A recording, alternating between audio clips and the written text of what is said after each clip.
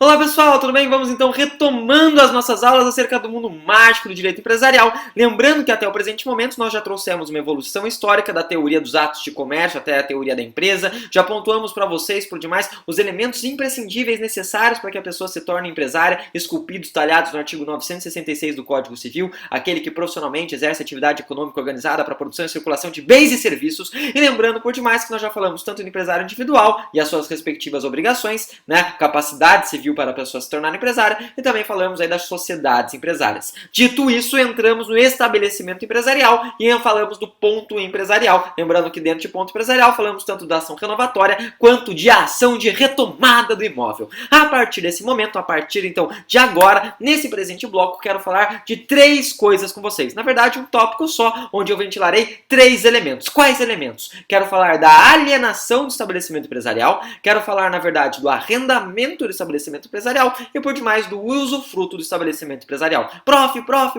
Então você vai falar de três assuntos porque é mágico? Sim, porque é mágico, é Pai, Filho e Espírito Santo, é Isis, Osíris e Horus, é Zeus, Hades e Poseidon. Então, a partir de agora, dentro desse presente bloco, quero falar com vocês inicialmente da alienação do estabelecimento empresarial. Gente, primeiro detalhe, o que é alienar? Alienar significa vender, Vender, então, o estabelecimento para outra pessoa. Em outras palavras, traduz um contrato de transferência da propriedade do estabelecimento empresarial. Nossa, que loucura, prof, que loucura. Acontece muitas vezes, gente, que esse instituto, esse fenômeno da venda do estabelecimento empresarial, ele recebe uma outra nomenclatura, uma outra terminologia. E essa terminologia, ela acaba sendo cobrada aí nos certames de OAB, E por demais acaba sendo perquirida no mundo mágico dos concursos públicos. Qual que é essa outra nomenclatura, prof? Ela é chamada de trespasse, Então, trespasse ou transpasse nada mais é do que justamente a venda de um estabelecimento empresarial,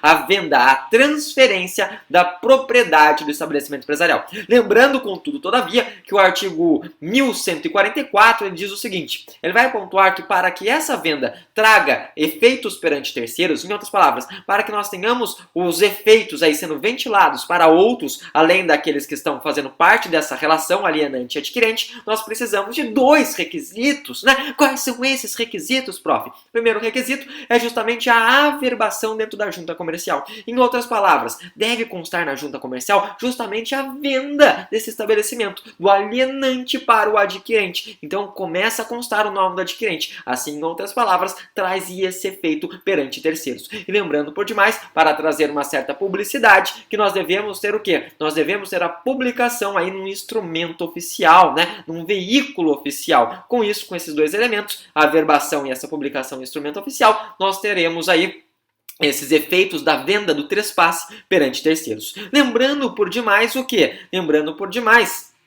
que o adquirente, a partir do momento que ele adquire, que ele compra o estabelecimento empresarial, ele se encontra subrogado em todos, só tomem cuidado com esse todos, grifem todos, muita calma nesse momento, em todos, todos os contratos existentes. Em outras palavras, a partir do momento que eu compro o estabelecimento empresarial, até mesmo para que nós tenhamos a continuidade da prestação daquele serviço, ou do fornecimento de determinado produto, nós precisamos, óbvio, que tudo aquilo que eu tinha anteriormente seja subrogado para o adquirente, até mesmo para que essa atividade continue sendo prestada. Só um detalhe. Qual o detalhe? Nós só não passamos aqueles contratos que têm uma natureza pessoal. Em outras palavras, acabo de adquirir uma franquia, Para que essa minha franquia aí para venda de hambúrgueres ela continue existindo, eu preciso, obviamente, daqueles fornecedores. Por isso que eu me encontro subrogado naqueles contratos já existentes. Então, não é porque eu acabei de comprar, obviamente, essa franquia que, enfim, eu vou deixar de receber pão, vou deixar de receber aí o hambúrguer e tudo mais para venda do meu produto final. Show de bola? Tranquilo. Gente, por falar nisso, quero falar dessa relação de adquirente e alienante, Em outras palavras, o que compete ao adquirente e o que compete ao alienante? O adquirente, gente, ele responde pelas dívidas contabilizadas. Lembrando, obviamente, que quando o sujeito é empresário, ele tem algumas obrigações. Vocês lembram dessas obrigações? Pontuamos já em alguns blocos passados. Quais são essas obrigações? Primeiro, é necessário um livro caixa, Além do livro caixa, demonstrativos contábeis, A manutenção desses elementos aí em boa guarda e conservação e tudo mais. Qual que é a ideia? Se houver, obviamente, o lançamento, o apontar de algumas dívidas, o adquirente ele continua respondendo por essas dívidas. Então, as dívidas que já se encontram contabilizadas, elas passam para os adquirentes. Então, o adquirente ele compra aquela ideia de um processo justo, né? Ou seja, ele já sabe aquilo que ele está comprando, ele já sabe as dívidas que existem, razão pela qual, então, obviamente, ele vai responder por elas. Lembrando, contudo, entretanto, todavia, que as dívidas de natureza trabalhista e as dívidas de natureza tributária, elas têm um assento específico, né? Então elas entrariam como exceção. Em outras palavras, o artigo 448 da CLT e o artigo 133 da CTN, eles trazem aí obviamente, né, previsões distintas com relação aí, obviamente, né, a esses valores. Por exemplo, na área trabalhista, o sujeito ele pode demandar tanto, enfim, o antigo empregador quanto o atual empregador, tudo bem? E, obviamente, na respectiva área tributária, depende se a gente está tendo a manutenção dessa atividade ou se houve uma suspensão pelo hiato aí de 6 meses, mas depois vocês façam a leitura do artigo 133 e 448, um da CLT e outro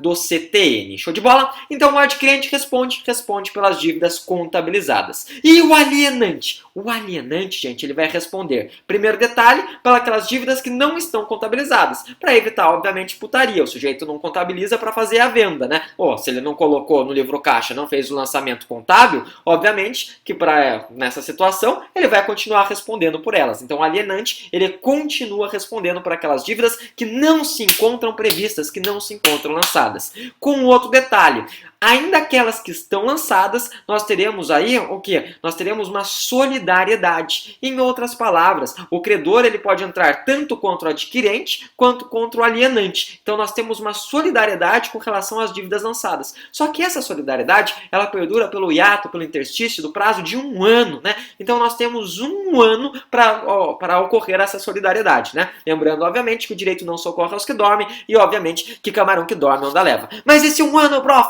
esse 1 ano ele conta a partir de que momento, né? Lembrando, nós temos duas acepções. Primeiro, a partir da publicação, se nós estivermos falando de dívidas que já estão vencidas. Então, 1 ano contato da publicação do vencimento. Venceu, eu conto 1 ano, né? E posso, obviamente, cobrar tanto do alienante quanto do adquirente. Em contrapartida, se eu estou falando de dívidas vincendas, que são aquelas que ainda não venceram, elas contarão do vencimento, né? Então, a partir do momento que elas se vencerem, eu posso demandar tanto o adquirente quanto o alienante. Gente, dito isso, eu quero trazer 2 observações finais relacionadas, pelo menos, aí ao trespasse, à venda do estabelecimento empresarial. Primeira observação é a seguinte, né? Quando o alienante, ele vai vender esse imóvel, né? Esse estabelecimento empresarial, essa propriedade empresarial, ele deve, primeiramente, comunicar todos os credores, mais uma vez, todos os credores. E por que isso? Porque, obviamente, se ele não realizar a comunicação de todos os credores, ele pode estar, obviamente, incidindo num dos atos que levam à pressuposição da falência, que está esculpido no artigo 94, inciso 3 da Lei de Falências e Recuperação Judicial, que é a Lei 11.101 do ano de 2005. Em outras palavras, ele tem que comunicar todos os credores. Dentro do prazo de quantos dias, prof? Quantos? Dentro do prazo de 30 dias, né? Então, obviamente, o alienante notifica os credores e eles também devem se manifestar aí nesses 30 dias acerca, obviamente, dessa eventual venda, né? Dessa eventual aí alienação. Segunda observação que eu quero falar com vocês, dentro, obviamente, dessa venda do estabelecimento e tudo mais, diz respeito à chamada de cláusula de não restabelecimento. O que é isso? Gente, imaginem essa situação, que putaria que seria, né? Qual situação? A seguinte, eu, alienante, eu vendo um estabelecimento empresarial para adquirente. O adquirente vai lá e, puf, né? Se estabiliza no local, no ponto empresarial que eu acabei de vender. Mas vocês não sabem.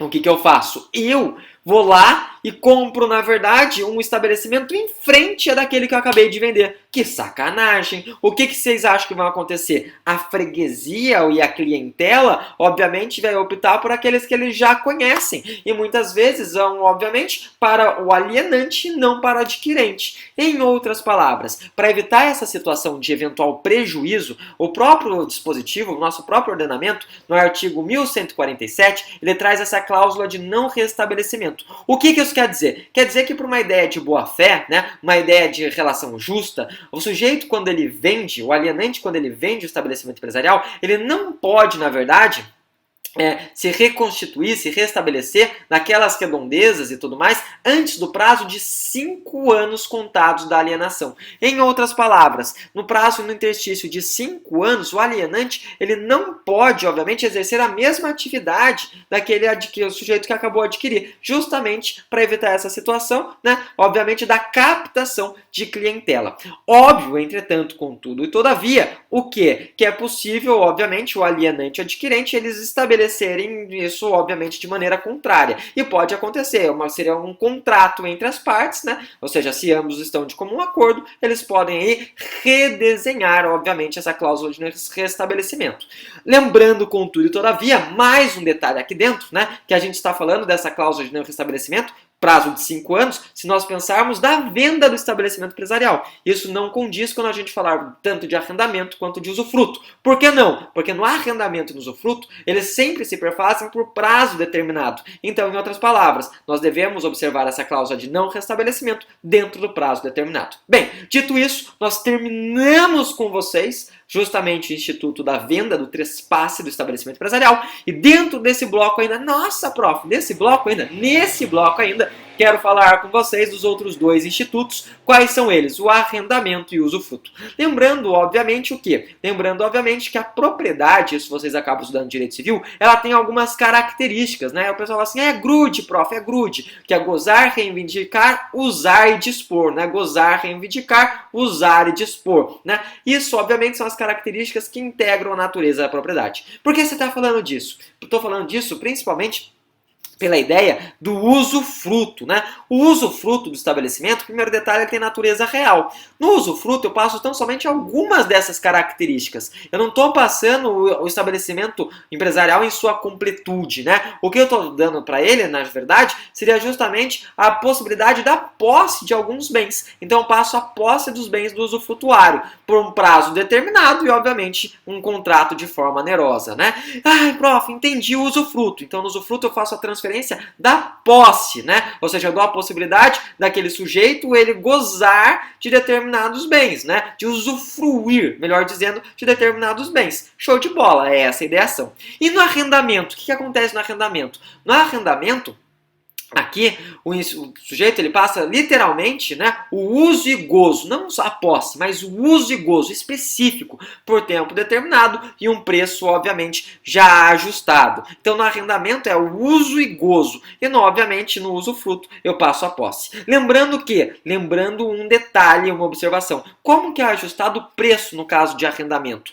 No arrendamento, esse preço, muitas vezes, ele acaba aí sopesando, né, nos valores, num percentual dos valores que acabam sendo obtidos através do exercício desse estabelecimento empresarial, através, obviamente, do exercício dessa atividade empresária. Bem, gente, dito isso, termino com vocês o Instituto do Trespasse, né, tanto do arrendamento quanto do usufruto, e deixo para vocês, desde já, um forte abraço e, obviamente, excelentes estudos. Até mais, gente. Tchau, tchau.